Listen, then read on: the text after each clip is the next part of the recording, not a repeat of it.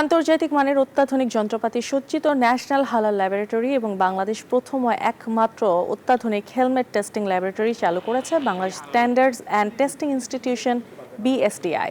সোমবার বিএসটিআই শিল্প উপদেষ্টা আদিলুর রহমান খান এই ল্যাব দুটি উদ্বোধন করে জানান, আন্তর্জাতিক অঙ্গনে হালাল পণ্যের একটি বিশাল বাজার রয়েছে।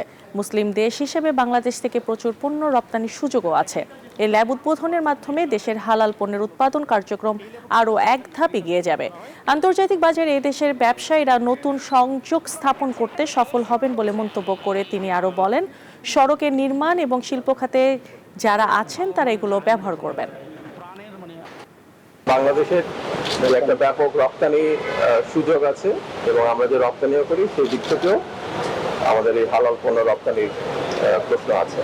এটা বাণিজ্যিকভাবে আমাদের জন্য অত্যন্ত গুরুত্বপূর্ণ, আর তাই এই কাজ শুরু করার মধ্যে দিয়ে আমরা আন্তর্জাতিক অঙ্গনে আমাদের ব্যবসায়িক যোগাযোগগুলো বাড়াতে পারবো এবং আমাদের পণ্য রপ্তানি করতে পারবো।